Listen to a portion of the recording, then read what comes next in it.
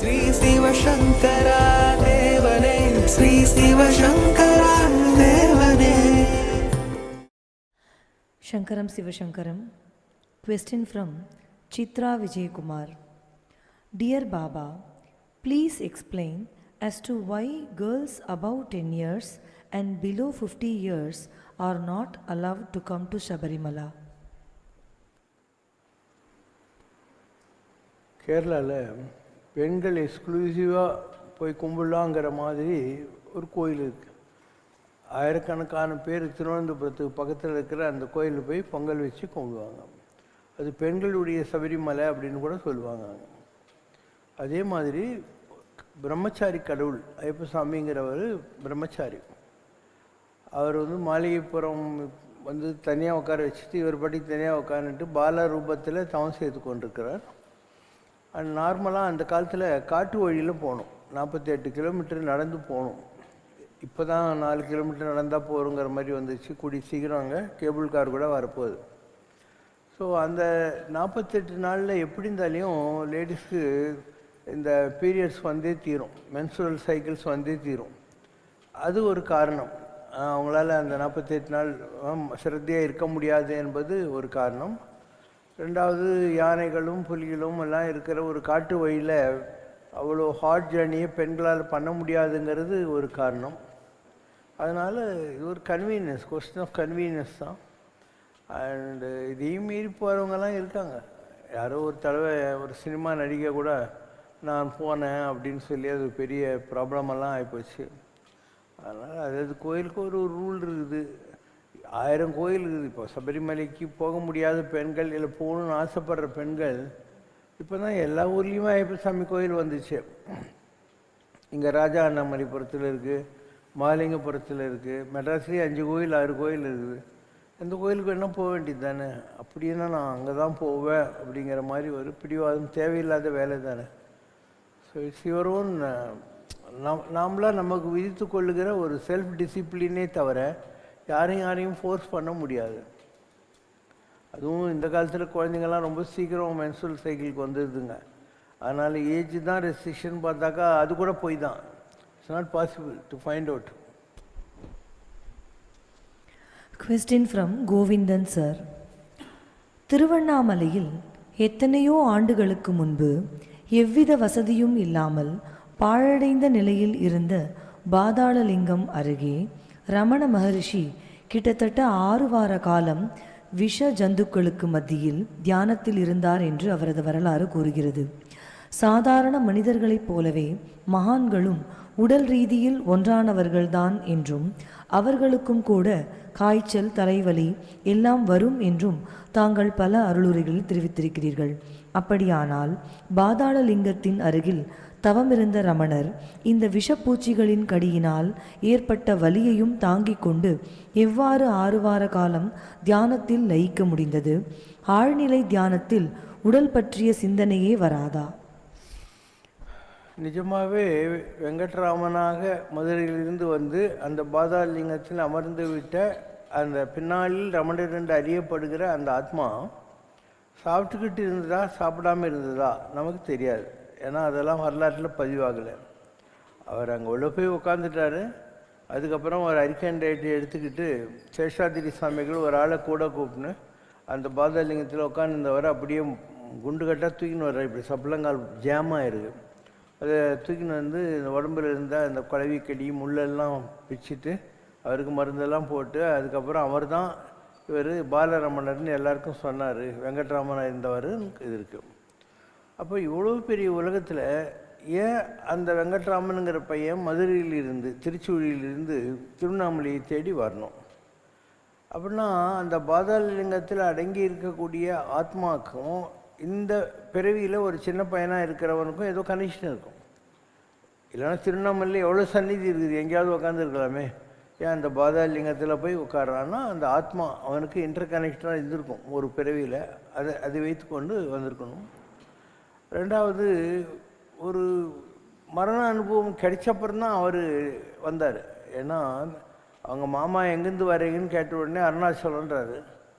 அது ஒரு பாஸ்வேர்டு மாதிரி, கமாண்ட் வேர்டு மாதிரி வந்த உடனே அப்படியே படுத்துட்டு நான் இப்போ இறந்து போயிட்டேங்கிற அனுபவத்துக்கு போயிடுறாரு. அப்போ ஒரு மனிதன் தான் இறந்து அதுக்கு பின்னால் உயிர்த்தெழுகிற ஒரு அனுபவம் பைபிள்லேயும் இருக்குது, எனக்கும் கிடைச்சதுன்ற எல்லாருக்கும் மகான்களுக்கு கிடைச்சிருக்கும். அந்த நிலைகளை அடைகிற போது அவங்களுடைய ஆத்மா வேற சரீரம் வேறையாக பிரிஞ்சிடுது. அப்போ சரீரத்துக்குள்ள கான்ஷியஸ்னஸ் இல்லாமல் போகிறதுக்கு வாய்ப்புகள் உண்டு. ஏன்னா ஆத்மஸ்வரூபத்தை அவங்க தரிசனம் பண்ணிட்டாங்க. அந்த ஹை லெவலுக்கு போயிட்டு நிஷ்டையில் உட்கார்ற போது இந்த இடத்துல இருந்து ஒரு ஊசியில் ட்ராப்பாக ஹனி விழுந்தால் எப்படி இருக்கும், அந்த மாதிரி அவங்களுக்கு அமிர்தம் சுரக்கும். அந்த நிலைகளை அவங்க இந்த ஹைலைட்டுக்கு போயிருந்தால் கட்டாயம் அமிர்தம் சுரக்கிறதுக்கு வாய்ப்புகள் இருக்குது. இப்போ இந்த இடத்த பிளாக் பண்ணிவிட்டு இப்படி உட்காந்துருவாங்க. இப்போது எப்போல்லாம் வேணுமோ அந்த ஒரு ட்ராப் அமிர்தம் வரும் அவங்களுக்கு. அதனால் சர்வைவ் பண்ண முடியும். Their body is different, Atma is different, and they are living on Amritam like Devatas. அந்த மாதிரி இது என்ன நடந்ததுங்கிறத ரமணரும் சொல்லலை, சேஷாதிரி சாமியும் சொல்லலை, யாரும் சொல்லலை. மற்றதெல்லாம் அவங்கவுங்களுடைய ஊகத்தில் சொல்லுகிற விஷயங்கள். நமக்கு புரியறது அந்த பாதாளலிங்கத்தில் இருந்த ஆத்மாவுக்கும் ரமணருக்கும் கட்டாயம் ஏதோ ஒரு கனெக்ஷன் இருந்த வாசி தான் அவர் அங்கே வர்றாரு, அந்த இடத்துல போய் உட்கார்றாரு. So maybe it's a transfer of energy from Pathalalingam to the body called Venkatraman. இப்போ இவ்வளோ பெரிய உலகத்தில் சித்தார்த்தனா நேபாள நாட்டினுடைய கிரவுன்ஸ் பிரின்ஸாக கல்யாணம் ஆகி குழந்தை வரை இருந்த ஒருத்தர் எல்லா இடத்துக்கும் போயினே இருக்கார். ஆனால் அவருக்கு அந்த போதி மரத்தடியில் புத்தகையால் போனப்புறம் தானே ஞானம் கிடச்சிது. இப்போ அவருடைய ஸ்பிரிட்டு அந்த போதி மரத்துக்கு அடியில் இருந்திருக்கணும், இல்லைன்னா அந்த ஊருக்கு போய் அவருக்கு அந்த மரத்தடியில் ஏன் ஞானம் கிடைக்குதுங்கிற மாதிரி. இங்கே கவர்மெண்ட் எஸ்டேட் இருக்குது, சில்ட்ரன்ஸ் தியேட்டர்லாம் இருந்துச்சு அந்த இடத்துல. அங்கே ஒரு மரத்தில் பிள்ளையார் வருஷம் வளர்ந்துக்கிட்டே போகிறாரு. அங்கே படம் எடுத்து போட்டிருப்பாங்க 60-70 வயசில் எப்படி அந்த பிள்ளையார் மரத்துலேயே ஷேப்புக்கு வந்துட்டுருக்காருன்னு. அது எப்படி பாசிபிள்? அந்த மரத்துக்கு கீழே யாரோ பிள்ளையாரை உபாசனை பண்ணிட்டு போன ஒரு ஆத்மா ஒடுங்கியிருக்கு. அந்த மரத்தில் அதனுடைய வெளிப்பாடு வர்றபோது அந்த பிள்ளையாருடைய ஷேப்பு, அந்த உபாசனா தெய்வத்தினுடைய ஷேப்பு வர்றதுக்கான வாய்ப்புகள் இருக்கும். இப்படி பல இடங்களில் ஒரு சிருங்கேரி மடத்தில் அங்கேருந்து ஒரு மடாதிபதி என்ன பண்ணார், அபிஷேகம் பண்ண சந்தல் இல்லையா, அது அவருடைய ரூம்குள்ளே நுழையிற இடத்துல இப்படி அப்பிட்டு போயிட்டார். அந்த சந்தனம் அப்படியே ஒரு ஷேப்பில் பிள்ளையார் மாதிரி வந்திருக்கு. இன்றைக்கி கூட நீங்கள் அங்கே போனால் சிருங்கேரி மடத்தில் பார்க்கலாம். ஸோ ஒவ்வொருத்தருடைய உபாசனா பலம் அதை வைத்து கொண்டு அந்த மாதிரி வரத்துக்கு வாய்ப்புகள் இருக்கு. மகாபாரதத்தில் பகவான் கிருஷ்ணரை அம்பெய்தி கொன்ற வேடன் ஜராவுக்கும் பகவான் கிருஷ்ணரை அவரோடு செய்த போருக்கு பின் ஆறத் தழுவிய ஜாம்பவானுக்கும் இது முற்பிறவியின் கர்மபலன் என்று முற்றிலும் மறைக்கப்பட்ட நிலையில் பகவான் கிருஷ்ணருக்கு மட்டும் இது முற்பிறவியின் கர்மபலன் என்று தெரிந்திருந்தது. இதே போல தங்களை போன்ற மகான்கள் தங்களது முற்பிறவிகளை அறிந்து கொள்ளும் ஆற்றலை ஞானத்தால் பெறும்போது அப்பிறவிகளில் செய்த தவறுகளை கூட மகான்களால் உணர முடியுமா? அவை இப்பிறவியில் நிகழா வண்ணம் தற்காத்து கொள்ள முடியுமா? ஒன்று ஒரு ஃபிசிக்கல் சப்ஸ்டன்ஸ், பயாலஜிக்கல் சப்ஸ்டன்ஸாக அப்பா அம்மாவுக்கு பிறந்து உலகத்தில் வர்றது, அது ஃபிசிக்கல் பர்த், பயாலஜிக்கல் பர்த். இன்னொன்று ஸ்பிரிச்சுவல் பர்த், அது you are filled with a holy spirit. இந்த ரெண்டுத்துக்கும் ஆஸ்மான் ஜமீன் கா ஃபரக் என்னவாங்களா, அந்த மாதிரி இந்த உலகத்தில் ஒரு மனிதனாக பிறந்து வளர்கிறதுக்கும் அந்த பரிசுத்த ஆவியினால் நிரப்பப்பட்ட பின்னால் வரக்கூடிய ஆத்மானுபூதிகளுக்கும் அனுபவங்களுக்கும் நிறைய டிஃப்ரென்ஸ் இருக்கும். அந்த மாதிரி சில நேரங்களில் நமக்கு அவசியம் இருந்தால், ஏன்னா ஒவ்வொருத்தருக்குமே மறைத்தல்ங்கிறது ஒரு அனுகிரகம், திருவனுபாவம்னு பேர். அது எல்லா ஞாபகமும் உனக்கு இருந்தேன்னு நீ மென்டல் ஆகிடுவேன். ஸோ எது தேவையோ, ஏதாவது ஒரு காரியத்துக்காக தேவைன்னா that will be disclose to you. பைபிளில் வெளியிடப்படாத ரகசியம் இல்லை, தகுதி உடையவனவனும் அவனுக்கு எல்லாம் கொடுக்கப்படும் அப்படின்னு.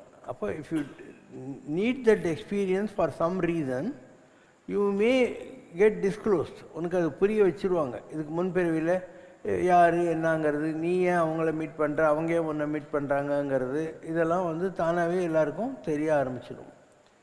ஸோ அது அனுபவத்தில் தான் தெரிஞ்சிக்க முடியும். எடுத்த உடனே எல்லாம் புரிஞ்சிக்க முடியாது. இது வர முடியாது, அதெல்லாம் சொல்ல முடியாது. அவரவர் அனுபவம் அவர்தமை அறிவது. அவங்கவுங்களுக்கு வர்ற எக்ஸ்பீரியன்ஸ் எல்லாம் அவங்கவுங்களுக்கு தான் வரும், இன்னொருத்தருக்கு தெரிய வேண்டிய அவசியம் இல்லை. The taste of the pudding lies in eating இட்னுவாங்க. ஒரு பதார்த்தம் எப்படி இருக்குன்றது நீ சாப்பிட்டா தானே தெரியும் உனக்கு.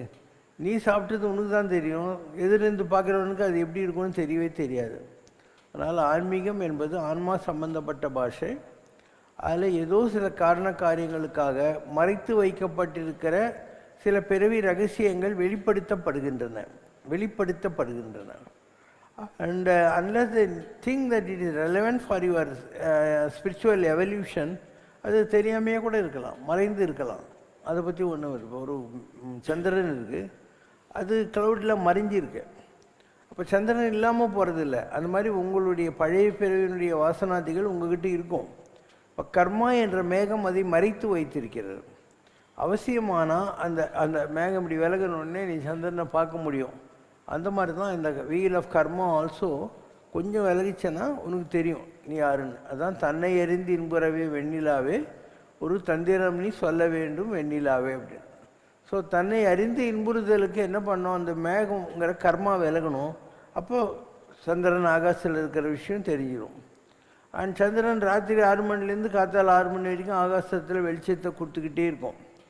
மறுநாள் காத்தால் சூரியன் வந்த உடனே சந்திரன் இல்லாமல் போகிறதில்ல. அது எங்கேயோ அமெரிக்காவில் இருக்கும், ஆஸ்திரேலியாவில் இருக்கும். There is a 12-hour gap or something between zones. அதனால் எந்த ஒரு விஷயமும் இல்லாமல் போனதில்லை. It's a question of your seeing or understanding that for a particular timing. அதனால் நம்ம எல்லாரும் எண்ணிக்கை இருக்கிறவங்க தான். இந்த உலகத்தில் நாம் சில நேரங்களில் நம்மை புரிந்து கொள்கிறோம், பல நேரங்களில் நம்ம பற்றி நமக்கு தெரியறதுக்கு வாய்ப்பு இல்லை. இந்த கோயிலில் இவ்வளோ பேர் நம்ம உட்காந்துருக்கோன்னா எல்லாருக்கும் சம்மந்தம் இல்லாமையாக நம்ம இந்த கோயிலில் மீட் பண்ணுறோம். ஆனால் அது என்ன சம்மந்தம்னு தெரிஞ்சுக்கிறதுக்கு காரணம் இருந்தால் தெரிஞ்சுக்குவோம், இல்லைன்னா தெரிஞ்சிக்க வேண்டிய அவசியம் இல்லை. What is that you want to do? ஏதோ ஒரு பிறவியில் நமக்கு தொடர்புகள் இருக்குது. அந்த தொடர்புகளினுடைய ரிப்பிட்டேஷன் தான் இந்த பிறவிங்கிறது. முன்னர் நமது இச்சையினால் பிறந்தோம் இல்லை, முதல் இடை கடை நம் வசத்தில் இல்லை. நாம் இந்த உலகத்தில் நினச்சிக்கிட்டும் பிறக்கிறது இல்லை. பாஸ்ட்டு ப்ரெசன்ட் ஃப்யூச்சர் எதுவும் கூட நம்முடைய கண்ட்ரோலில் இல்லை அப்படின்னு சொல்லியிருக்காங்க. அதனால் just be a witness to whatever happens around you, but understand that Atma is continuous and body is perishable. உடல் என்பது அழியக்கூடிய வஸ்து. உள்ளே இருக்கிற ஆத்மா இல்லையா, அது டிரான்ஸ்ஃபரபிள் எனர்ஜி. அதுதான் நமக்கு ரொம்ப முக்கியம். அப்போ ஆத்மா என்பது it is never born nor dies. It is transfer from body to body to undergo the experience.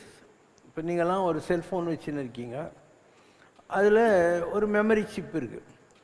நீ யாருக்கு வேணுனாலும் ஃபோனு அந்த நம்பரு உனக்கு வேண்டிய மேட்டரெல்லாம் மெமரி சிப்பில் லோட் பண்ணி வச்சுருக்கேன். இதை விட நல்ல செல்ஃபோன் ஏதாவது வாங்க போகிற போது என்ன பண்ணுவேன், அந்த பழைய சிப்பை தூக்கி புது ஃபோனில் போட்டுக்குவேன். அந்த மாதிரி பழைய உடம்பை விட்டுட்டு இந்த புது உடம்புக்குள்ளே அந்த மெமரி சிப் வந்துடுது. அதனால் இந்த memory is continuous and cellphone யார் வேணால் மாற்றிக்கிட்டே இருக்கலாம் இல்லையா? அந்த மாதிரி தான் வாழ்க்கை கூட. இவர் போய் அவராய், அவர் போய் இவராய், இவ்வாறதாய். சொல்லு. எருவாய் கருவாய் தன்னிலே உருவாய் இதுவே பயிராய் விளைவாகி இவர் போய் அவராய் அவர் போய் இவராய் இதுவே தொடர்பாய் வெறி போல. யாரோ இறக்குறாங்க, ராமசாமியாக இருந்து போகிறாரு, அடுத்த பிறவியில் அவர் முன்சாமியோ ராவுத்தராவோ ஜானாவோ வருவார். அதனால் இவர் போய் அவர் வருவார், அவர் போய் வருவார். இது ஒரு பெரிய மேட்ரே இல்லை. ஒரு மரத்தில் பழுத்த பழம் இருக்குது, அது கீழே விழுந்துருச்சு. And you make call that as a death of that. ஆனால் அது எங்கே போகுது, அங்கேயே கடந்து மண்ணில் அதில் இருக்கிற நைட்ரஜன் பாஸ்பரஸ் எல்லாம் நார் சத்து தலை சத்துன்னு சொல்கிற மாதிரி இருக்கும். ஸோ அது இன்னொரு செடிக்குள்ளே போகும். Because energy is transferable and energy is constant. அது புது செடிகளில் போய் தான் இருக்கும். அதனால் இந்த ஆராய்ச்சிகள் நமக்கு தேவையில்லை. இப்போ நமக்கு ஏதோ ஒரு சம்பந்தம் இருக்குதுன்னு வச்சுக்கோ, அது நமக்கு தெரிய வரும். ஏதோ ஒரு காரணம் இருந்தால் தெரிய வரலாம். அந்த தெரிஞ்சுக்கிறதுனால ஒன்றும் லாபம் இல்லைன்னா தெரிஞ்சிக்க வேண்டியதில்லை. But you can always believe that life is like that. For every action equal opposite reaction. Julius Caesar தான். அவன் கொஞ்சம் பேர்லாம் சேர்ந்துக்கிட்டு அதுக்கு முன்னால் இருந்த ஒரு பேம்பியோன்றால கொலை பண்ணுறாங்க. பின்னால் ஜூலியஸ் சீசரை இன்க்ளூடிங் புரூட்டஸ் எல்லாரும் சேர்ந்து கொலை பண்ணுறாங்க. இவங்க யாரை கொலை பண்ணாங்களோ அதே பேம்பியோட ஸ்டாச்சுக்கு கீழே தான் ஜூலியஸ் சீசர் வந்து கொலை நடக்குது. நல்லா யோசனை பண்ணி இப்படி விதவிதமான கண்டினியூட்டிஸ் இருக்கும் லைஃப்பில், டெஃபினட்டாக கண்டினியூட்டிஸ் இருக்கும். And it all depends on the memory chip and not the container.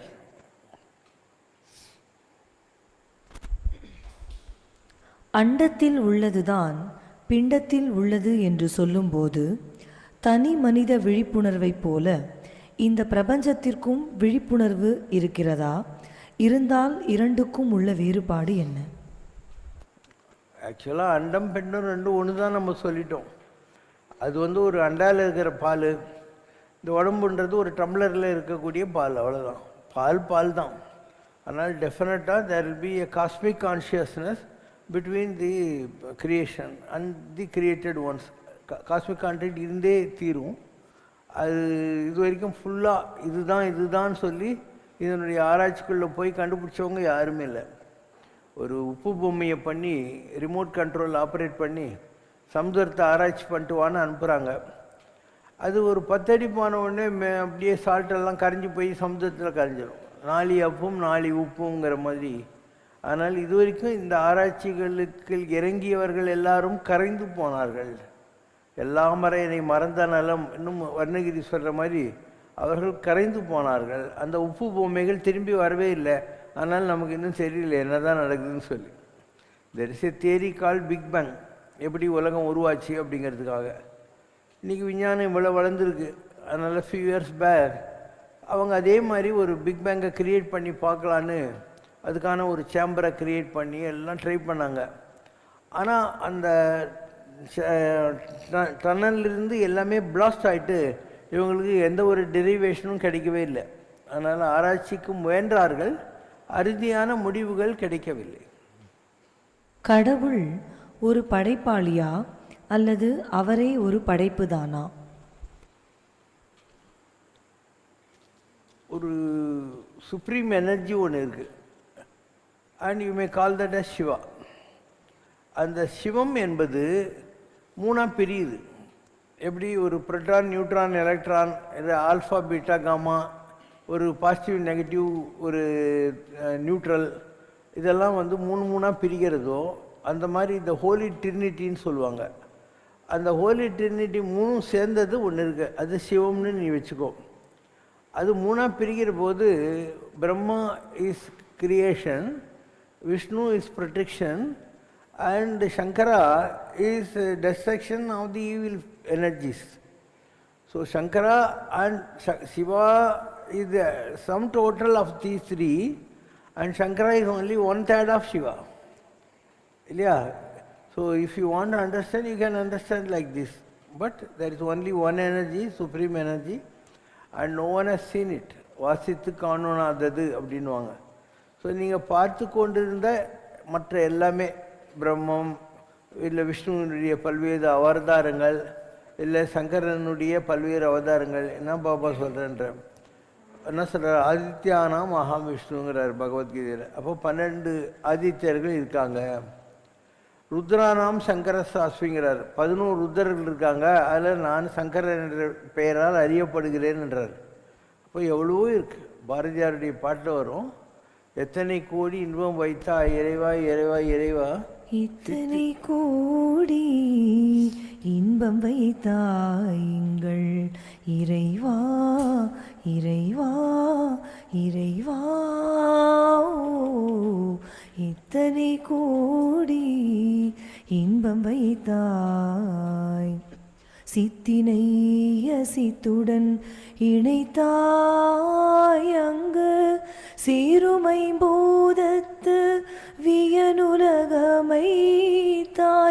அத்தனை உலகமும் வர்ண களஞ்சியம் ஆக பல பல நல் உணர்வுகள் சமைத்தாய், முக்தி என்றொரு நிலை வகுத்தாய், அங்கு முழுதினையும் உணரும் உணர்வுகள் அமைத்தாய் பக்தி என்றொரு நிலை வகுத்தாய் எங்கள் பரமா பரமா பரமா பாரதியாருடைய song. So is surprised or astonished the way God has done all these things.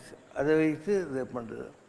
இது ஒரு பாரதி ஒரு கவிஞனாக இருக்கான், அவன் எப்பயும் ஒரு உத்வேகத்தில் இருக்கான், சக்தி பாவத்தில், அதனால இந்த மாதிரிலாம் திங்க் பண்ண முடியுது. இல்லைன்னா உனக்கு ஒரு போர்ட்ஃபோலியோ தானே இருக்குது. நீ ஒரு ஆஃபீஸில் வேலை செய்கிற, ஒரு டீச்சராக இருக்க, ஒரு டாக்டராக இருக்க, இன்ஜினியர் இருக்க, உன் சப்ஜெக்ட்டு உனக்கு தெரியும். அது கூட முழுசாக தெரியுமான்னு சொல்ல முடியாது.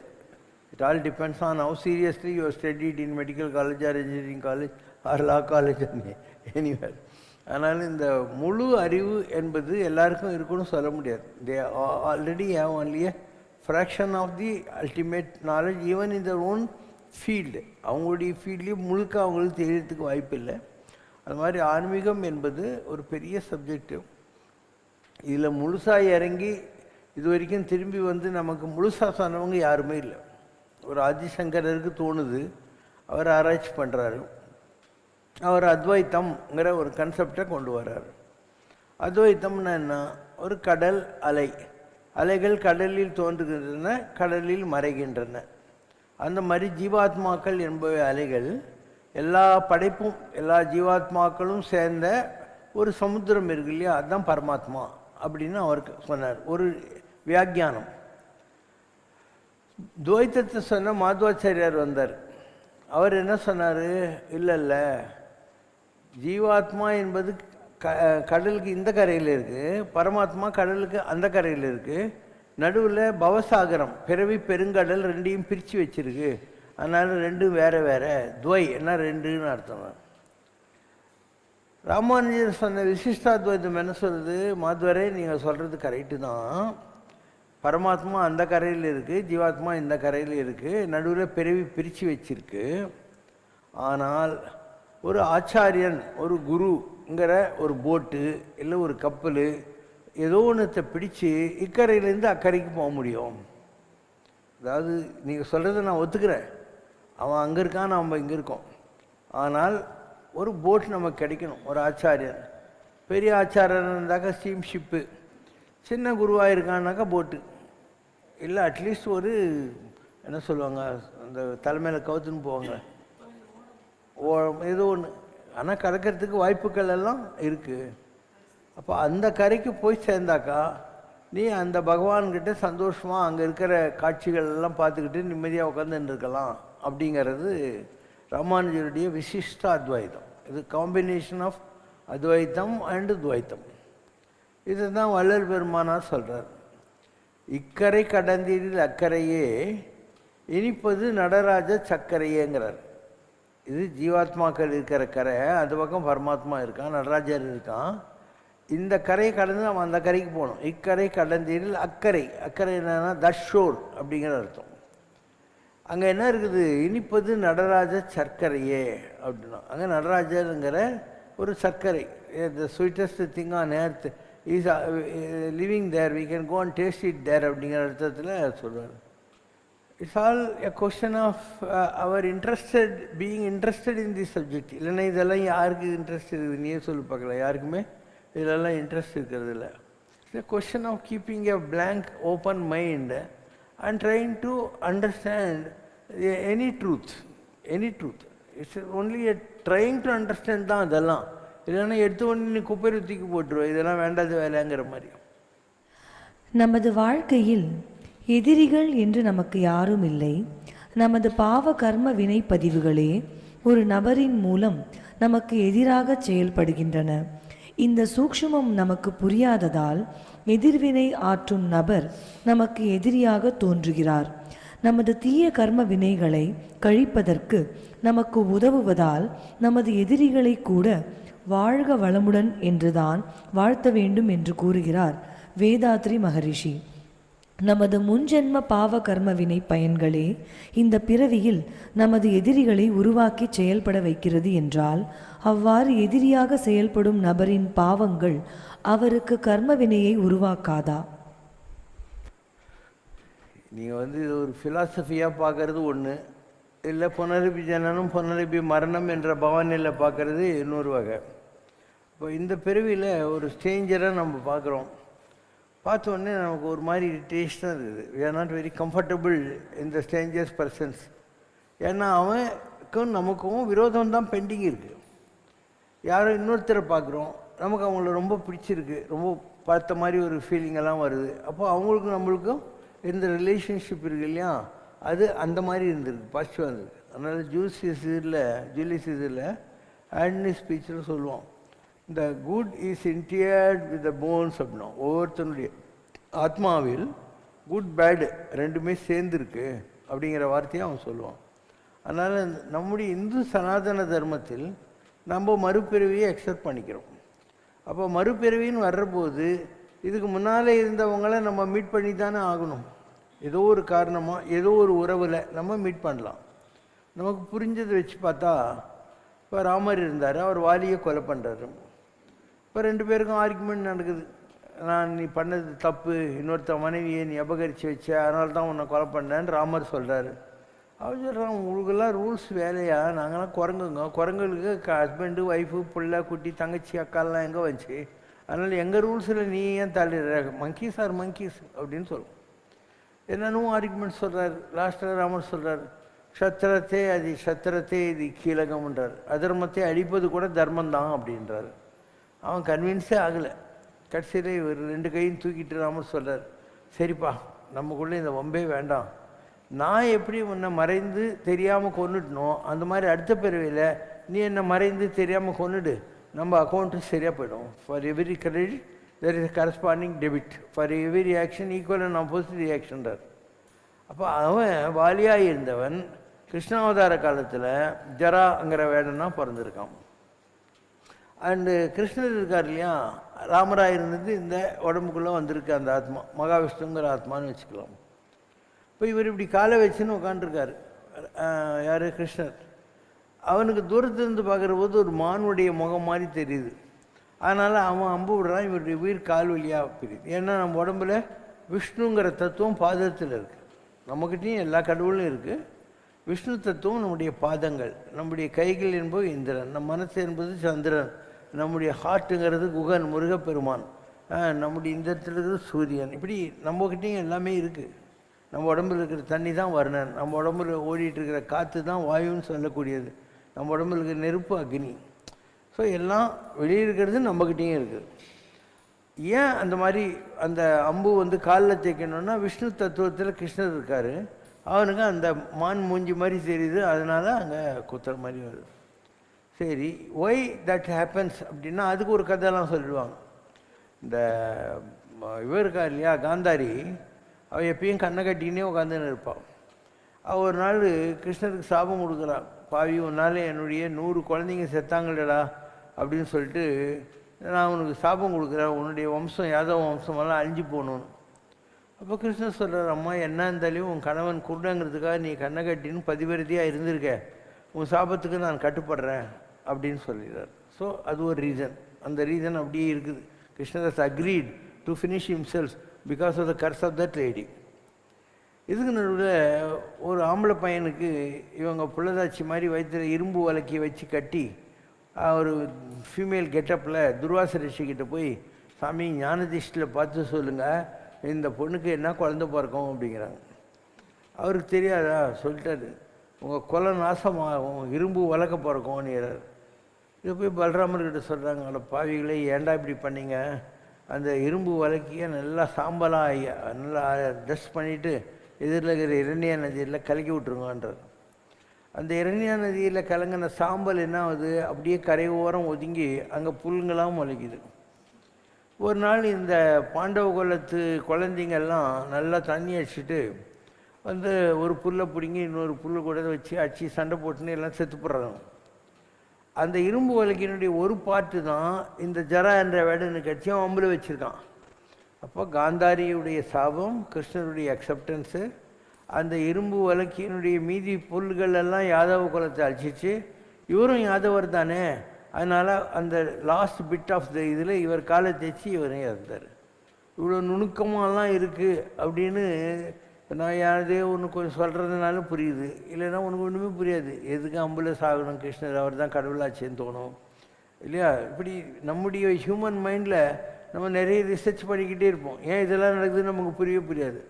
ஸோ நம்முடைய புராணங்கள் அனைத்துமே இந்த மாதிரி பல விஷயங்களை நமக்கு உணர்த்துவதற்காகத்தான் எழுதப்பட்டன. நம்முடைய எல்லா புராணங்கள்லேயும் இந்த மாதிரியான விஷயங்கள்லாம் இருக்குது.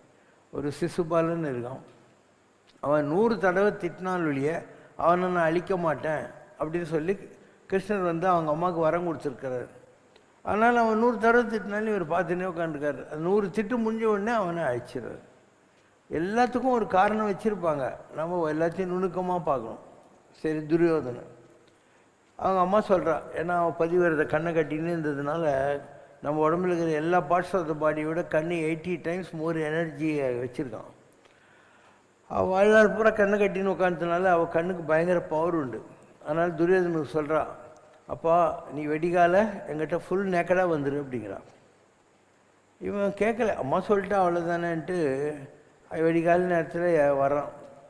கிருஷ்ணருக்கு தெரியாதா எதுக்காக அவங்க அம்மா கூப்பிட்ருக்கான்ட்டு வந்து என்ன துரியோதனா இவன் செடிக்கு பின்னால் போய் ஒழிஞ்சிக்கிறான். எதுக்கு போகிற என்ன, எங்கள் அம்மா என்ன அப்படியே நேக்கடாக வர சொல்லியிருக்கான்ட்டு. என்ன தான் அம்மா சொன்னாலே நீ இப்படி போகக்கூடாது, இந்த இடத்த கொஞ்சம் கவர் பண்ணிக்கின்னு போ அப்படின்றாரு. ஆனால் நீ என்ன பண்ணுறான், ஏதோ ஒரு இலையை வச்சு இந்த இடத்துல கவர் பண்ணின்னு போகிறான். அவள் தன்னுடைய கோரிக்கைக்காக அப்படி கண்ணை திறந்து பார்க்குறான், ஸ்கேன் பண்ணிடுறான் அவனை. அப்போ இந்த இலை வச்ச இடத்துல வரைக்கும் அவன் கண்ணு படலை. ஆனால் லாஸ்ட்டு சீனில் எல்லோரும் போயிட்டாங்க, என்ன எதுக்கு இந்த யுத்தம்னு அவன் ஒரு குளத்துக்குள்ளே போய் உட்காந்துக்கிறான். அப்போது இவன் இருக்கான் இல்லையா, துரியோதனன் ஒழிஞ்சிக்கிட்டான்.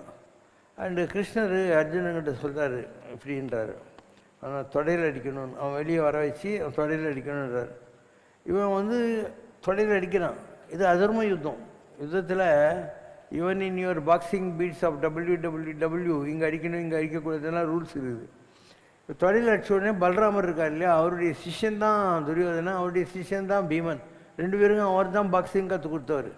அதனால் அவர் கோவம் வந்து இவர் அழிக்க வர்றார். இப்போ கிருஷ்ணர் சொல்கிறார், அண்ணா இது யுகம் தர்மம், இதில் இப்படி தான் நடக்கும், கோச்சிக்காத, நீ போய் தவத்தில் உட்காருன்னு சொல்லிடுறாரு. அப்போ துரியோதனனை சாகரிக்கிறதுக்கு வாய்ப்பு யார் கொடுத்தாங்க? கிருஷ்ணர் தான் உருவாக்கினார். அந்த தொடையில் வாழை இலையை வைக்க சொல்லி அந்த இடத்துல அவள் ஸ்கேன் பண்ணாமல் இருந்து அவளை அடிக்க சொன்னாங்க. இப்படி ஒவ்வொருத்தரை கொல்றதுக்கு ஒரு காரணம் இருக்கும். அபிமன்யு இருக்கான், அவன் வந்து தாயினுடைய கர்ப்பத்தில் இருக்கிற போது ஃபுல்லாக அந்த சக்கர வியூகத்துக்குள்ளே எப்படி போகிறது அப்படிங்கிறதெல்லாம் அவன் கேட்டான். வயிற்றுக்குள்ளே குழந்தையாக இருக்கிற போதே சக்கர வியூகத்துக்குள்ளே போகிறதெல்லாம் தெரிஞ்சு வச்சுக்கிட்டான். ஆனால் அதுலேருந்து வெளியே வர்றது என்னான்னு தெரியாத மாதிரி அது கட்டாயி போச்சு அந்த டிஸ்கஷன். அந்த மகாபாரத யுத்தத்தில் இவனை சக்கர வியூகம் ஃபார்ம் பண்ணுறாங்க.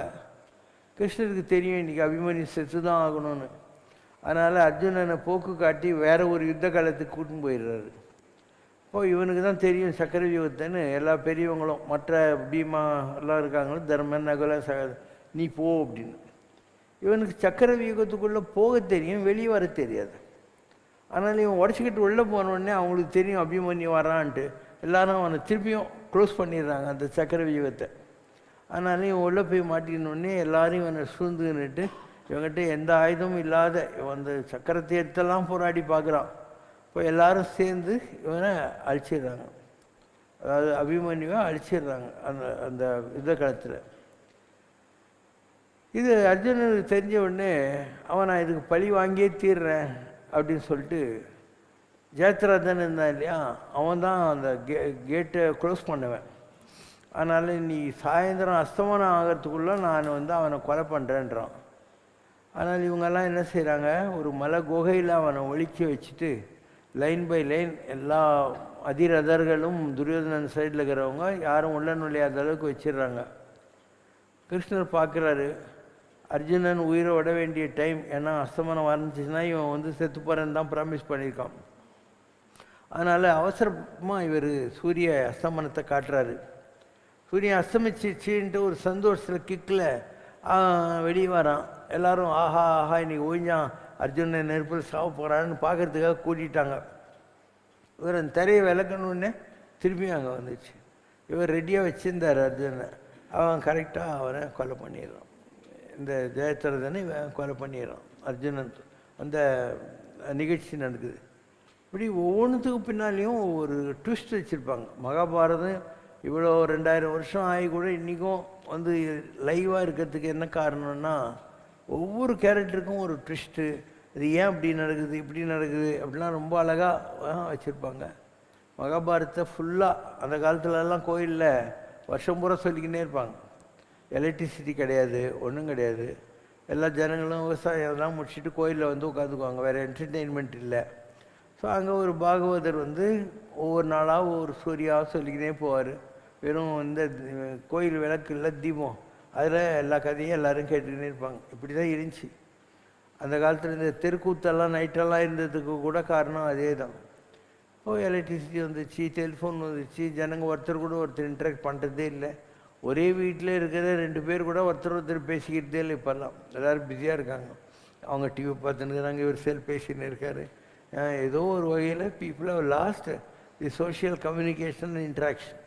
அந்த காலத்தில் அப்படி இல்லைல்ல, அவங்களுடைய அவுட்லெட்டே இதே தான். அதனால தான் ராமாயணம் மகாபாரதம்லாம் இவ்வளோ லாங்காக கேரக்டருக்குள்ளே கேரக்டரு ஒன்றுத்துக்கு லிங்க் வச்சு எப்படி அழகாக கொண்டு போகிறாங்கங்கிற மாதிரி இருக்கும். So everything happen. இப்போ சரி, அஸ்வத்தாமனுக்கு கோபம் வருது. எப்படியோ எல்லோரும் சேர்ந்து அழிச்சிட்டாங்க என் ஃப்ரெண்டு துரியோதனங்கிற மாதிரி. அவன் வந்து சபதம் போடுறான், நான் எல்லா வம்சத்தையும் அழிச்சிடுறேன்னு சொல்லிட்டு. அவன் வந்து சாதாரண ஆள் இல்லை. 2 பேருக்கும், கௌரவர்களுக்கும் பாண்டவர்களுக்கும் குலகுருவாக இருந்த துரோணாச்சாரியாருடைய மகன். அவனுக்கு தெரியாததே கிடையாது, அவ்வளோ பெரிய ஆள் அவன். அதனால் அவன் என்ன பண்ணுறான், ஒரு பிரம்மாஸ்திரத்தை விட்டு எல்லா பஞ்சபாண்டவர்களுடைய குலம் அழியணும்னு சொல்லிட்டு அவன் வந்து அந்த அஸ்திரத்தையே விட்டுறான். அப்போ எல்லோரும் தூங்கினுக்கிறாங்க இல்லையா, குழந்தைங்கள்லாம் செத்து போகுது. அதில் இந்த உத்தரையினுடைய கர்ப்பத்தில் இருக்கான் இல்லையா அபிமன்யுவோட பையன் பரீட்சித்து, அவனும் கூட கறிக்கட்டியாக ஆகி போயிடுறான் கர்ப்பத்துக்குள்ளே. அப்போ தன்னுடைய சிஷ்யனாகிய அர்ஜுனனுடைய குலம், பஞ்சபாண்டனுடைய குலத்தில் யாராவது ஒருத்தர் மிஞ்சணும் இல்லையா. அதனால் கறிக்கட்டியாக இருந்த அந்த பரீட்சத்துக்கு மாத்திரம் கிருஷ்ணர் உயிர் கொடுக்குறார். மற்றவங்கெல்லாம் செத்தது தான். அந்த பரீட்சத்து இருக்கான் இல்லையா, அவனை கிருஷ்ணர் காப்பாற்றிட்டார். ஆனாலும் விதி விடாது. ஏன்னா 7 ஜென்மத்துக்கு கர்மா தொடரும். நீ பாரு, அவன் சத்தான் அபிமன்யு. அபிமன்யு பிள்ளை பரீட்சித்து, அவனை கிருஷ்ணரே காப்பாற்றினாலையும் அவனும் போகணும். அவனுடைய பிள்ளையாக வரப்போகிற ஜனமேஜயன் இருக்கு இல்லையா, அவனும் போகணும். ஏன்னா 7 தலைமுறைக்கு இந்த கர்சு பாதிக்கும். அதனால் இவனை காப்பாற்றிட்டார். இவன் ஒரு காட்டில் போகிறான். ஒரு சாமியார் உட்காந்துருக்காரு. அந்த சாமியார்கிட்ட போய் இவன் என்னை மதிக்கலையேன்னு சொல்லிட்டு ஒரு பாம்பை எடுத்து அவர் கழுத்தில் தொங்க விட்டு போடுறான். அந்த சாமியாருடைய மகன் வரான். எங்கள் அப்பாவினுடைய கழுத்தில் யார் இந்த பாம்பை போட்டானோ அவன் பாம்பு கட்சி சாகணும்னு சபதம் விட்டுறான். ஸோ இது பயந்துக்கிட்டு அந்த பாம்பு இந்திரனுடைய சிம்மாசனத்தை சுற்றி இருக்குது. ஏதாவது ப்ராப்ளம் நமக்கு வந்துடுமேங்கிறதுனால இந்திரன் என்ன பண்ணுறான், இங்கே யாகம் பண்ணுறாங்க, சர்ப யாகம்னு பேர். இவர் இறந்து போயிடுறாரு இல்லையா, பரிசுத்து தட்சக பாம்பு கட்சி இறந்து போயிடுறாரு. அதனால் அவருடைய மகன் ஜனமே பயன் சர்ப யாகம் பண்ணுறான். பாம்புங்கள்லாம் அதில் புதுக்குன்னு வந்து உழுது எல்லாம். இப்போ இந்திர சிம்மாசனத்தை கட்டிக்கிது இந்த பாம்பு இழுக்குது பவர். இந்திரன் கீழே குச்சிட்றான், கெட்டு போன்னு. அந்தளவுக்கு வந்ததுனால நீ ஒரு பாம்பு அடித்தாவே ப்ராப்ளம். உனக்கு நாகதோஷன்றாங்க, ராகு கேத்துன்றாங்க, கால சர்ப்ப தோஷன்றாங்க. இவ்வளோ பாம்புங்க சாகிறதுக்கு காரணமாக இருந்தான் இல்லையா இந்த பாவி. அதனால அவனுக்கு உடம்பு பூரா சொரியாசிஸ் வந்தது. சொரியாசிஸ்னால் இந்த ஸ்கின் கூட இருக்காது, உள்ளுக்குள்ள இருக்கிற ரெட் டிஷ்யூஸ் எல்லாம் வெளியே தெரியும். நீ காத்தாச்சா அவனுக்கு வலிக்கும், நெருப்பு இது சூடு ஒத்துக்காது, எதுவும் ஒத்துக்காது. அப்போ என்ன செய்யறதுன்னு ரொம்ப கஷ்டத்தில் இருக்கிறான். இவ்வளோ பாம்புகளை கொண்ட பாவம் இல்லையா. அப்போ அவங்களுக்கெல்லாம் உத்தவர்னு ஒருத்தர் ஃப்ரெண்டு அந்த காலத்தில். அவர் சொல்கிறாரு, உங்களுக்கெல்லாம் வழிகாட்டியாக இருந்த கிருஷ்ணர் இப்போ குருவாயூரில் இருக்கார், நீ அந்த கோயிலுக்கு போ, அப்போ அவருடைய ஆசீர்வாதத்தினால நீ தப்பிப்ப அப்படின்னு சொல்லிட்டு அவன் வந்து குருவாயூரில் இருந்து அதுக்கப்புறம் கர்மா நிவர்த்தி ஆகி பாரத வருஷே பரதக்கண்டேங்கிறது டைனாஸ்டி தொடர்ந்து, அதுக்கப்புறம் விக்ரமாதித்ய சம்வத்சரம் வந்து, அதுக்கப்புறம் எல்லாம் ஹர்ஷர் இவங்கெல்லாம் வந்தானுங்க, ஒரு துலுக்கனுங்க வந்தானுங்க, வேலைக்காரங்க வந்தாங்க. இப்படி தான் உங்கள் இந்தியாவினுடைய வரலாறு 2500 வருஷமும் ஓடிக்கிட்டே இருக்குது. இதே மாதிரி ஆதிசங்கருக்கும் நடந்தது. அவருடைய 72 மதங்கள் இருந்துச்சு அவருடைய காலத்தில். அவங்களெல்லாம் இவர் வாதம் பண்ணி ஒவ்வொருத்தராக வந்து க்ளோஸ் பண்ணினே வர்றாரு. அவங்க இவருக்கு தீராத இது கொடுத்துட்றாங்க, பாய்சன் கொடுத்துட்றாங்க, ஏவல் பில்லி சோனிய மாதிரி. இவருக்கு வயிற்றில் ஒரே குடைசல், என்ன பண்ணுறதுன்னே தெரியல. அப்போ அவருக்கு அவருடைய குரு இருக்கார் இல்லையா, கோவிந்த பகவத் பாதர், அவர் சொல்கிறார், அப்பா நீ நேராக திருச்செந்தூருக்கு போ, அங்கே சத்ரு சம்மார மூர்த்தியாக முருகப்பெருமான் இருக்கான், அவன் தான் உன்னை காப்பாற்ற முடியும். ஏன்னா இந்த ஏவல் ரொம்ப ஸ்ட்ராங், உனக்கு சாப்பாட்லேயே வச்சு கொடுத்துட்டாங்க, ஒன்றும் பண்ண முடியாதுன்னு. இவர் திருச்செந்தூருக்கு வரார். வந்துட்டு அந்த முருகன்கிட்ட உட்காந்துருக்கிறார். ஒவ்வொரு நாளும் இவர் போய் உட்கார்ற போது ஒரு பாம்பு வந்து திருச்செந்தூர் முருகன் காலை விட்டு கட்டிக்கிட்டே இருக்குது. இவர் நல்லா யோசனை பண்ணுறாரு, என்ன அது அதிசயமாக இருக்குன்னு. அப்போ தெரியுது இவருடைய குரு பாம்பு தானே, கோவிந்த பகவத் பாதர். அவர் நமக்காக முருகன் காலை கட்டிக்கின்னு டெய்லி ப்ரே பண்ணிகிட்டு இருக்காருன்னு தெரிஞ்ச உடனே இவருக்கு ரொம்ப சந்தோஷம். அது நம்ம குரு இவ்வளோ நம்ம மேலே ஆசை வச்சுருக்காரா அப்படின்னு சொல்லிட்டு அந்த பாம்பு ஊர்ந்து போகும் இல்லையா, அந்த டியூனில் பாடுறாரு. அதுதான் சுப்பிரமணிய புஜகம் பண்ணுறது. நான் ஜானாமி பத்யம் நான் ஜானாமி கத்யம், 2 வரி. न जानामि स्वद्यं न जानामि शब्दं न जानामि चार्थं न जानामि पद्यं न जानामि गद्यं चिदेकाषडास्य हृदि द्योतदेमि मुखानि सरन्ति गिरश्चाभिचित्रम् मयूरादिरूढं महावाक्यगूढं मनोहारिदेहं महच्चित्तगेहं. அவருக்கு நல்லா ஆயிடுது. திருப்பதியில் ஒருத்தர் இருந்தார், அவருக்கும் இதே மாதிரி தீராத ப்ராப்ளம். அப்போ பெருமாள் அவருக்கு சொல்கிறார், உன் வயிற்று வலியை நான் சுமார் பண்ணிட்டுமா இல்லை மோட்சத்தை கொடுக்கட்டுமான்னு. அவர் சொல்கிறார், வயிற்று வலி நான் தாக்கு பிடிச்சிக்கிறேன், எனக்கு மோட்சத்தை கொடுன்றார். அப்போ பெருமாளுக்கு சந்தோஷமாகி போய் ஒரு பன்னி வடிவம் இருக்கிறார். அந்த பன்னி பின்னாலே இவர் ஓடுறார். அது வரகூருங்கிற இடத்துல போய் கோயிலுக்குள்ளே உட்காந்துருது. ஸோ இவருக்கு அந்த இடத்துல அந்த வியாதி சுமாராகுது. அதனால் உலகத்தில் கர்மான்னு ஒன்று இருந்தால் யாராக இருந்தாலும் அவங்களுக்கு அந்த இதெல்லாம் அனுபவிச்சு தான் ஆகணும். அந்த கர்மாலேருந்து தப்பிக்கிறது உன்னுடைய பக்தி உனக்கு உதவும். Karma is inevitable, but you have to run some extra mile or you have to accrue some more good karmas. அந்த மாதிரி உனக்கு பொறுமை இருந்தாக்கா நாராயண தீர்த்தன் பேர். ஸோ திருப்பதி கோயிலிருந்து ஆரம்பித்து அந்த பயணம் வரகூரில் போய் முடிஞ்சது. அவருக்கு நல்லாச்சு. இப்படி ஒருத்தர் காரணம். காஞ்சியில் மகாபெரியவர் இருந்தார். ஒரு சின்ன பாப்பா, அது பிறந்ததுலேருந்து ஒன்றுமே பேசலை, கண்ணை திறக்கலை, கத்தலைன்ற மாதிரி அவர்கிட்ட கொடுத்துன்னு போகிறாங்க. அவர் தண்ணி எடுத்தெல்லாம் ஜப்பம் பண்ணி அதை தண்ணியெல்லாம் தெளித்து பார்க்குறாரு, ஒன்றும் நடக்கலை. அப்போ அவர் சொல்கிறார், பூனையால் வந்தது பூனையால் தான் போகும் போல் இருக்குது அப்படிங்கிறார். யார்? மகாபெரியவர். நேராக நீங்கள் இந்த கோயிலுக்கு கூப்பிட்டு போங்க, திருவாரூருக்கு அப்படின்னு சொல்லி அங்கே இந்த சந்நிதியில் கொண்டு போய் போடுங்க அப்படிங்கிற. இந்த சுற்றி வர்ற போது ஒரு சந்நிதி இருக்கும், அந்த இடத்துல அந்த குழந்தைய போடுறாங்க. கொஞ்ச நேரம் கழித்து ஒரு பூனை வந்து அந்த குழந்தைய தலையிலேருந்து கால் வரைக்கும் நக்குதான், அந்த குழந்தை நல்லா போகுது. அப்போ பூனையால் வந்தது பூனையால் போகணும். அப்போ இந்த குழந்தை இதுக்கு முன்பிறவியில் அந்த பூனைக்கு ஏதோ கஷ்டத்தை கொடுத்துருக்குது. அந்த கர்மா இந்த பிறவியில் பூனையால் தான் போகுன்ற போது அந்த மாதிரி நடக்குது. இப்படி எவ்வளோ விஷயங்கள் நம்முடைய புராணங்கள்லேயே ஆக்ஷன் ரியாக்ஷன் இதெல்லாம் வந்து வச்சு நம்மளுக்கு புரியறதுக்காக சொல்லியிருக்காங்க. அண்மை காலத்தில் இதெல்லாம் நடந்திருக்கு. எவ்வளோ விஷயங்கள் நடந்திருக்கு அண்மை காலத்திலேயே, நமக்கு புரியாமல் போகலாம். ஆனால் எல்லாம் இருக்குது. ரமணரும் பண்ணியிருக்காரு, இவர் பரமாச்சாரியார் பண்ணியிருக்காரு, நம்முடைய திருக்கோயிலூர் தபோவனம் ஞானானந்தகிற சுவாமிகள்லாம் பண்ணியிருக்காங்க. Were able to look what is this karma which is holding this ஆத்மா. அப்போ அதுக்கு அதை வச்சே பரிகாரம் சொல்கிறாங்க. முள்ளால் எடுக்கணும் அப்படிங்கிற மாதிரி அவங்க அதை வச்சே பரிகாரம் சொல்கிறாங்க. இப்படி பல விஷயங்கள் உலகத்தில் மகான்களால் சால்வ் பண்ணியிருக்காங்க. ஆனால் எல்லாருக்கும் இப்போ பரமாச்சாரியர்கிட்ட எல்லோரும் போய் கியூவில் 30 கோடி ஜனங்கள் நின்று அவர் என்ன பண்ணிவிடுவார்? உனக்கு அவர்கிட்ட போகணுங்கிற எண்ணம் வரணும், அவருக்கும் உனக்கு ஏதோ ஒரு ஜென்மத்தில் கனெக்ஷன் இருக்கணும், அவர் உனக்கு அந்த வினையை தீர்த்து கொடுக்கணுங்கிற பாக்கி அவருக்கு இருக்கணும். இல்லைன்னா பாசிபிள் இல்லை. பரமாச்சாரியருக்கு நான் சொன்ன மாதிரி எல்லா ப்ராப்ளமும் இருந்துச்சு. ஒரு கண்ணு சுத்தமாக தெரியாது, ஒரு கண் லேசாக தெரியும். அந்த கண்ணை டார்ச் அடிச்சுன்னு இப்படி வச்சு படிச்சுன்னு இருப்பார். ஒரு லங்கில் மணல் போயிடுச்சு, வேலை செய்யாது. கிரானிக் அல்சரு, வாழைப்பழ சத்துமோ உணர்ந்தது அடிச்சு தான் சாப்பிட முடியும். ஒரு நேரம் இந்த ஒரிக்கையில் இப்படி வயிற்ற பிடிச்சின்னு இருக்கார். வயிற்று வலி தாங்கலை, ஏன்னா அவருக்கு அல்சர். எல்லோரும் நின்று பெரியவாளுக்கு இவ்வளோ கஷ்டமா அப்படிங்கிறாங்க. அவர் சொல்கிறேன், என் கர்மாவை நான் அனுபவிக்கிறேன், உனக்கு என்ன போச்சு அப்படிங்கிறார். அவர் கர்மாவை அவர் அனுபவிக்கிறார், தெரிஞ்சு அனுபவிச்சுட்டு இருக்கார், நீ அதுக்காக கஷ்டப்படுறேன்னு சொல்லி ஜனங்களை கோச்சிக்கிட்டாரு அப்படிங்கிற மாதிரி ஒரு நிகழ்ச்சி.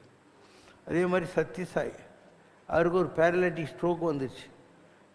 எல்லாருக்கும் க்யூர் பண்ணுற இவருக்கு இந்த மாதிரியான்னு சொல்கிறவன் ஒருத்தன், இல்லை யாரோ ஒரு டிவோட்டியோட கர்மாவை இவர் வாங்கிட்டாருன்னு சொல்லிட்டு இவன் ஒரு புது வியாக்கியானம் கொடுக்குறவன் ஒரு பக்கம். அப்படி கஷ்டப்பட்டார் கொஞ்சம். அதுக்கப்புறம் ஒரு நாள் அதே வீல் சேரில் வந்தார். வீல் சேரில் வந்து எந்த பக்கம் ஸ்ட்ரோக் இல்லையோ அந்த கையில் இந்த பக்கம் தடவி கொடுத்தாரு. அது உடனே நல்லா ஆயிடுச்சு ஜனங்க இதில். இப்படி மகான்களும் அவங்கவுங்க கர்மாவும் அனுபவித்து தான் தீரணும், யாராக இருந்தாலும் அனுபவித்து தான் தீரணும். And it's a question of love. Shirdi Baba இருந்தார். ஒரே ஒரு பையன்கிட்ட அவருக்கு ஏதோ ஒரு எனக்கும் இவனுக்கும் போன ஜென்மத்திலேருந்து ஒரு கனெக்ஷன் இருக்குதுன்னு சொல்லி அவனை சாக கடந்தவனை இவர் காப்பாற்றுறாரு. அதுக்கு அடுத்த கொஞ்ச நாள் இவர் செத்து போயிடுறாரு. ஷிரடி பாபா லைஃப்பில் இருக்குது. ஸோ அந்த பையனை காப்பாற்றுறாரு. எவ்வளோ விஷயங்கள் சொல்லிக்கிட்டே போகலாம். ஒவ்வொரு மகானுக்கும் எப்படி கர்மா இருக்குது என்ன இல்லைங்கிற மாதிரி. இப்படி நீ ஒவ்வொன்றுத்தையும் ஆராய்ச்சி பண்ணிக்கிட்டே போனால் தெரியும். எல்லாத்துக்கு முன்னாடி ஏதோ ஒரு காரணம் இருக்குது, காரியம் இருக்குது, நமக்கு புரியாது. அதனால் இருக்குன்னு நம்பு. எது நடந்ததோ அதில் ஒரு விளைவு இருக்கும். உனக்கு தலையெழுத்து நல்லா இருந்து நீ கடவுள் நம்பினியானா அதுலேருந்து நீ வெளியே வர்றது கடவுளே ஏதாவது ஒரு ட்ராக் காட்டுவார், யார் மூலமாவது காட்டுவார். ஓகேவா? பாடுங்க. குழந்தையாக நீ தவழ்ந்தாய் இமயமலையிலே, குமரியாக தவமிருந்தாய் குமுறும் கடலிலே, கொற்றவையாய் ஆட்சி செய்தாய் தென்மதுரையிலே, கோலம் கொண்டு அமர்ந்து விட்டாய் கேளை நகரிலே, குழந்தையாக நீ தவழ்ந்தாய் இமயமலையிலே. காஞ்சியிலே உன் பெயர்தான் காமாட்சியோ, காசி நகராளும் விசாலாட்சியோ, நாகைதனில் நீதான் நீலாயதாட்சியோ, நாங்கள் இங்கு காணவே தந்த காட்சியோ, குழந்தையாக நீ தவழ்ந்தாய் இமயமலையிலே. ஓம் ஜெய் சிவசங்கரரே சுவாமி ஜகத் பரிபாலகரே, ஆதி சங்கர அவதாரா அநாத ரக்ஷகரே. ஓம் ஜெய் சிவசங்கரரே. அன்னையும் தந்தையும் நீவென்றறிந்தும் அன்பில் நனைகின்றோம் சுவாமி, அன்பில் நனைகின்றோம். ஆசானும் இறையாகிய தேவா நின்னடி பணிகின்றோம். ஓம் ஜெய் சிவசங்கரரே. கைலையை பன்முறை வலம் வந்தாய் ஓ கருணாகர கீர்த்தி, சுவாமி கருணாகர கீர்த்தி. மயிலையில் நின்று வரம் தருகின்றாய் மங்களகர மூர்த்தி.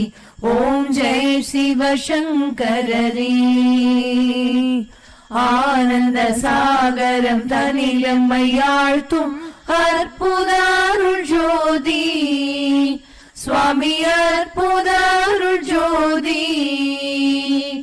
ஆரத்தி செய்து பாடி மகிழ்ந்தோம் அருள்வாய் பரஞ்சோதி. ஓம் ஜெய் சிவசங்கரரே. நாராயண நாராயண ஓம் சத்யநாராயண நாராயண நாராயண ஓம்.